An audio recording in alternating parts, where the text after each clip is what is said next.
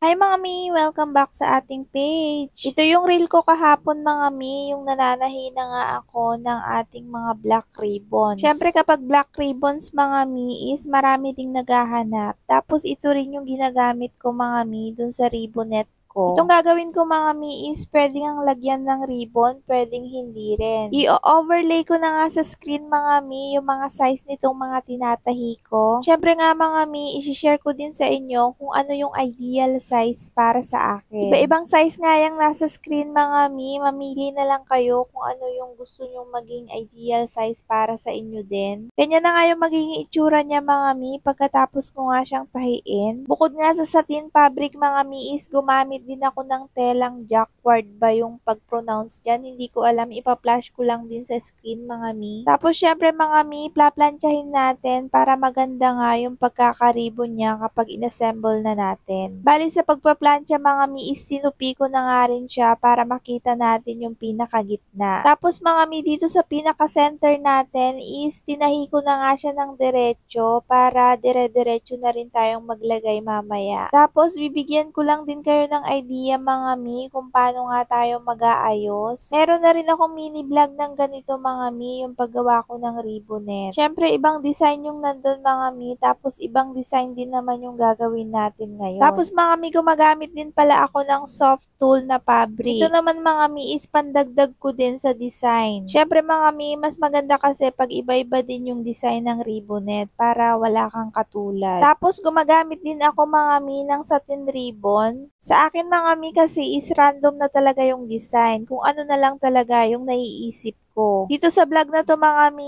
is makakakuha lang din kayo ng idea. Tsaka mga mi, makikita nyo rin dito sa vlog kung paano ko nga sinusukat yung mga nilalagay ko. Kaya dun sa mga nagtatanong sa comment mga mi kung ano yung mga sukat, mga mi, nakikita nyo rin naman, di ba, nilalagay ko rin sa screen. Panoorin nyo po yung buong video. May napapansin kasi ako dun mga mi na paulit-ulit lang din sila mag-comment. Nakikita nyo naman at kung mapapanood nyo talaga yung buong video is magigets nyo. Pero syempre pag nakaligtaan ko naman mga mi na hindi ko rin na ilalagay is talagang sinasagot ko din naman kayo sa comment. Tulad ng sinabi ko sa mga ibang vlog ko mga mi is sobrang busy na nga tayo pag ganitong month. Kasi nga mga mi, nagpre-prepare na rin tayo ng mga paninda natin, di ba? Pero syempre mga mi, sinisingit ko lang din mag-vlog para kahit paano is nakakasabay din kayo. Yung iba mga mi is nakaka-proud din kayo kasi nakikita ko naman din sa group mga mi na nakakabenta na nga din kayo. Speaking of group mga mi, hindi ko alam kung bakit napepending yung mga post na gusto nyong i-share doon. Kasi yung setting naman sa group mga mi is naka-public naman din siya. Siguro mga mi is na-spam lang talaga, hindi ko alam kung bakit. Kasi mga mi, may sinasalihan din ako mga group, ganun din ako. Minsan hindi talaga ako nakakapag-post dun sa mga group na yun. Kaya sorry talaga mga mi, hindi ko rin alam kung bakit for approval pa, tas napipending siya, napupunta siya sa spam. Basta everyday naman ako mga mi, nag-accept ako ng mga gustong mag-join. Ewan ko mga mi, hindi ko rin hawak din naman kasi yung violation or rules ni Meta. Anyways mga mi, okay lang din naman yun. Siguro darating din yung time mga mi